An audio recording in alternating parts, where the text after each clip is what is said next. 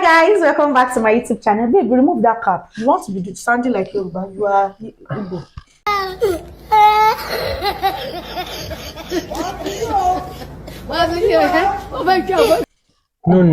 No fun.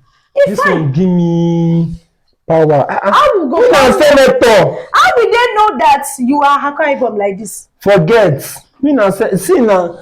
See how the thing they married man. Alright.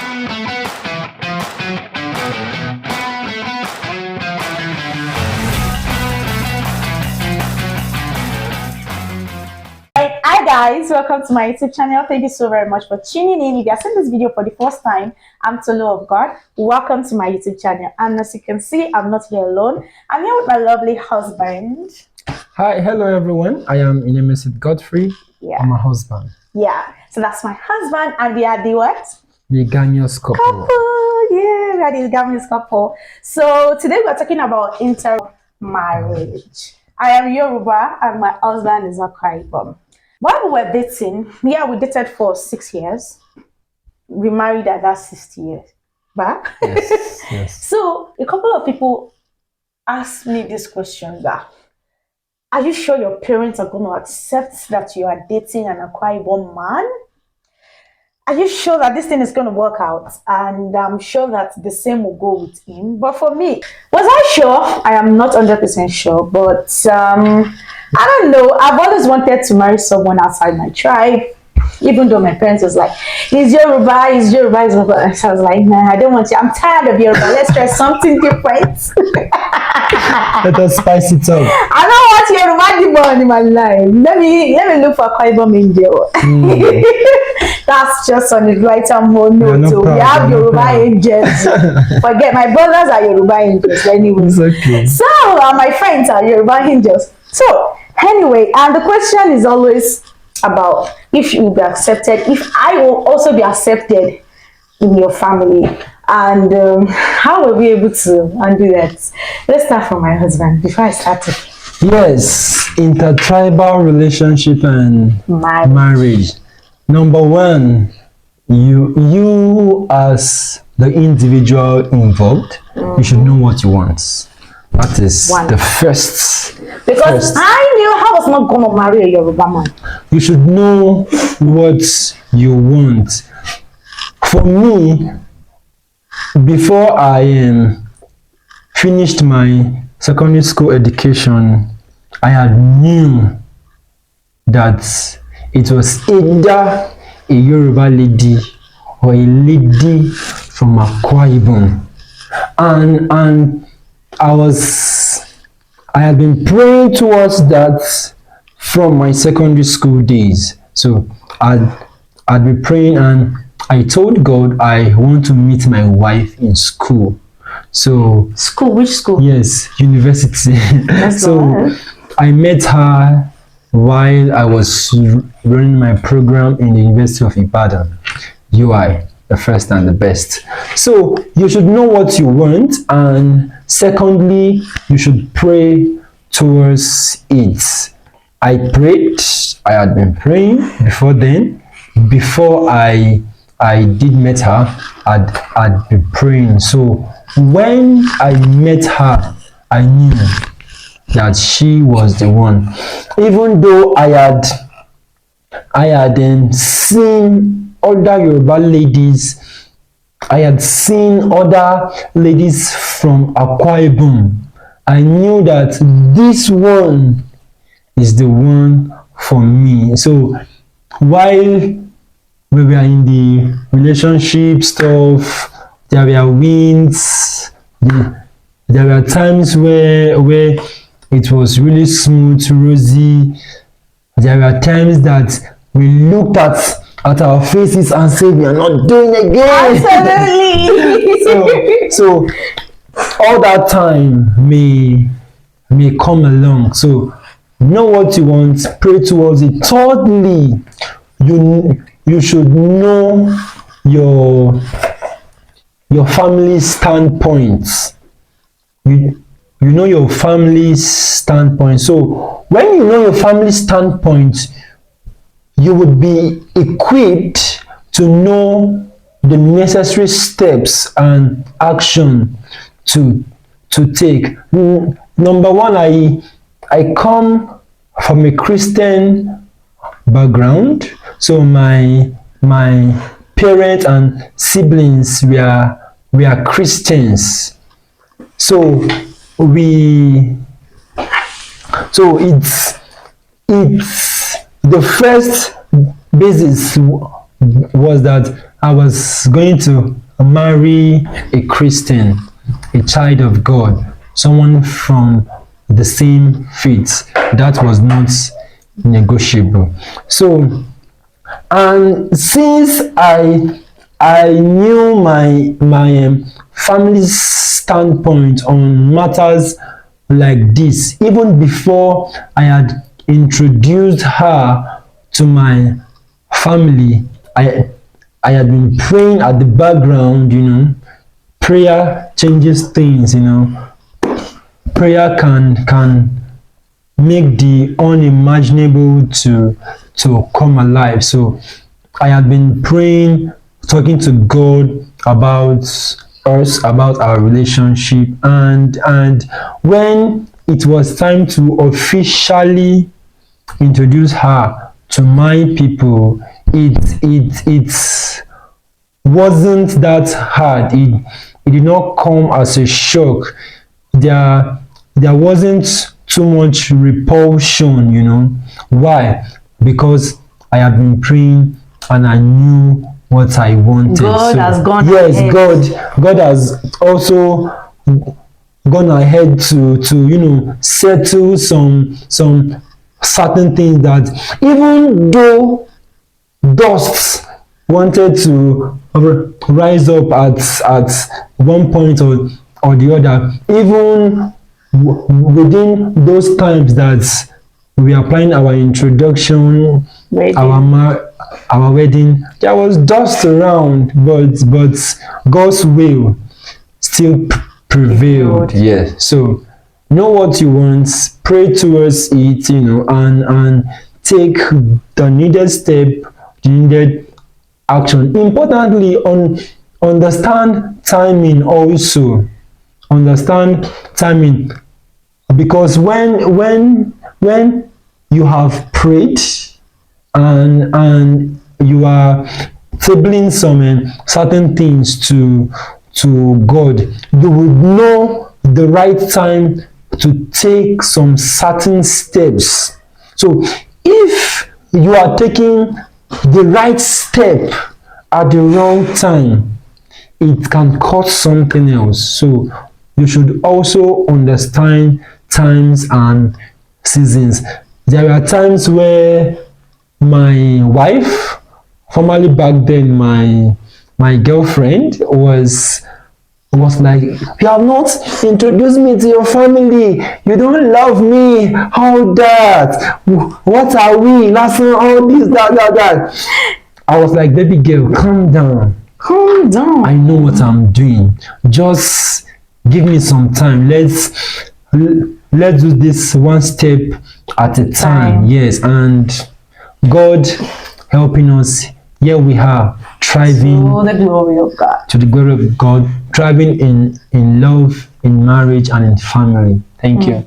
Hey, you used to, when I ask you a question like this, you just, like, there's a way you just download everything and I'm like, thank you very much. I think one of the important things that, because you have said everything, I don't even know what to say. But anyway, it's important that you understand timing. In as much as prayer is very important. I was not praying a lot about my marriage, like in that aspect that he is praying though. But me, I was already, when we were small, we always pray that God will let me marry a good man, let me marry a kind man, or not a man that will be beating me or that will be shouting and screaming on top of my head every day, or that will be making life difficult for me. We always pray that prayer. And one of the reasons I didn't really, me personally, I didn't take him serious, because a man that takes you serious will want to introduce you to your family. So that was the reason I was on his neck. Introduce me to your family. He did not introduce me to his family until he was ready to get married. So he introduced me to his family, to his parents, per se, officially, when we planned to get married on the 6th year of that marriage. And I think that was just the most amazing thing ever.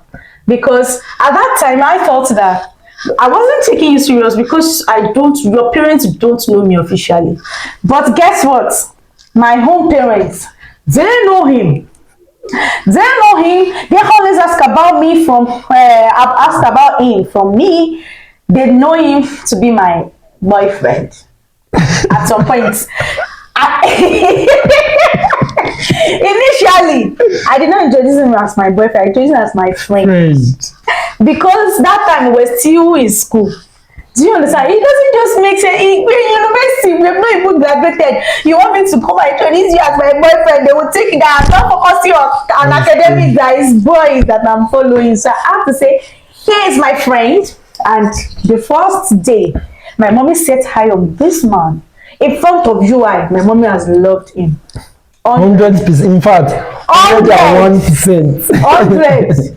So my mommy would say he looked like my elder brother Shegun. Say, oh my God, Shegun, I need to follow to Shegun. Anyway, that's just by the way. So my mommy already liked him. He's lovable. He has ife, like if you Yoruba. He has flesh that people like. Everywhere he goes, people like him. Even here in Jos, people still like him. So it's just like this grace, and I tap into that grace in Jesus' name. So, just before we continue, talking about timing and understanding to take the right action per time. Before I had introduced her officially to my parents, my siblings already knew her, so they were communicating. Most times we would be together, we would call them, my brother, my sisters, and all once in a while like that. So they knew that officially she was the only woman in my life.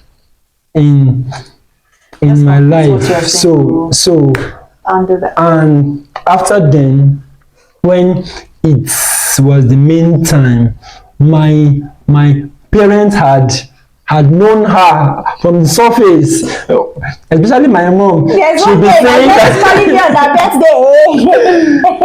saying that your friend Tolu, she called me this, that, she sent me airtime, all that. So bit by bit, and when it was the main time, I told them that, oh, this is the lady I want to do life with, and God took the glory. We're going to talk about the challenges though. Yes. Welcome back, guys. Welcome back. So we're going to talk about challenges that we faced, as an interracial couple in relationship. Me personally, I faced a lot of challenges because Yoruba and Akwa Ibom, like, they are not the same, So in the way we think was different, the way we how should I put it now? The way we relate with people is kind of different.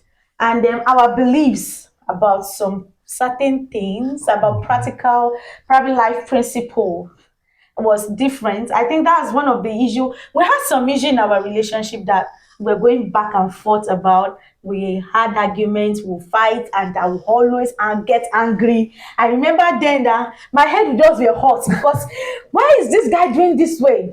Now, for example, in terms of food, let's talk about food now. When he cooks so much that he gives people food. Like, I remember when we just met then, one of the reasons I liked one of the reasons I said yes to you is because we just met today. The next day, my husband just don't cook egusi and eba for me. Come put geisha fish inside. Come and give me. And that time we're praying for our exam. Like, what is this guy? But this guy don't like to take care of women, sure. So that's just in terms of food. He cooks in large quantity. I think in our marriage now, we come to understand that. He cooks in large quantity. I cook in small quantity because where we grew up from is just my family and I that we cook for. It's nothing much. Do you understand? That's the first thing. Then secondly, talk about ideologies, how we relate to people. Me, I come from a family that were very reserved and we don't too. We relate with certain kind of people that match our vibes. But he can relate with everybody and anybody. And you know Yoruba, we are always very skeptical. When you want to relate with people, you will start thinking, is this person relating to me due to personal gain or personal interest? You know, Yoruba has a bossy kind of thing. He does not know that one though. It was later that they showed the Yoruba aspect, the Yoruba behavior. That is when they get to know. He doesn't know. He just do anything anyhow. I mean, looking at it, that you been say people just he is open minded, like he just do things the way his heart is. And hey, Yoruba, I love us so much, but there are some certain things that you can't just do anyhow. You have to be careful. Who are you doing it to? Do they like you? They know. Do you understand? Are there people that you can easily focus on? But yes, these people. Nobody, yeah, you know, in your gene, you're more, you know, what is going on. So he will do everything, and it's a very nice to both young and old people. Me, I'm not so nice to everybody. I'm very reserved. If I can relate with you, I would have make my research about it to know if you are someone that I can relate to. But anything goes, and we had issue with that because there are some people I don't even want to talk to, and he's talking to them and he's relating with them like, okay. So just as in she had said, culture has an influence to play in people's life and their disposition towards life. And one other factor that affects people's disposition and ideology or philosophy is also family background and and their environment. So I come from a loving Christian home. I come from a loving Christian home too. Yes, also very important. So I come from a loving Christian home that genuinely loves people around. They take care of people. I have seen my parents. I've seen my mom doing some certain things, and even back then, growing up as a child and young and teenagers, I and my siblings would. What are the challenges we face in yes this relationship? That's what. Are you trying to say all this story to defend what I have said? You don't need to. You come from a good background. We understand. Me too, I come from a good background. We understand. Okay. What are the challenges we face in the relationship? That's what we are talking about. Another challenge you've mentioned the food aspect and another one is ideology. Actually, True. Akwa Ibomites, we are naturally open-minded people. We are loving, generally loving. Yorubas are loving too. I am not attacking but we anyone. are not so open-minded. Yes. We are more we are more conceived. We are more like restrained. Yeah, we can be laughing with you, but you don't know what is. You don't know what is in our mind. There might be.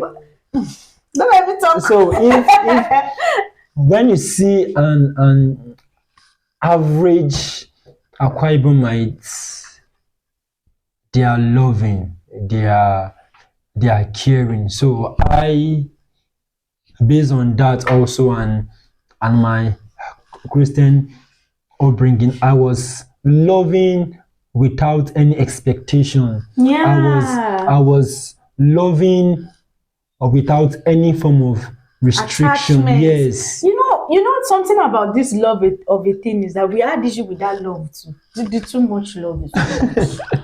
You can even tell random people that he loves them. And me, I'm like, oh, you love them, go and meet them. Yes. Speaking about he loves people and he tells them that he loves them. Do you understand? Yes. And for me, you tell them that you love them, Period. That's the end of our relationship. You know, I miss them. So But genuinely, he just loves people. He just likes to be kind. There are some people that he has been kind to. Ladies, he has been kind to that they have taken advantage of it.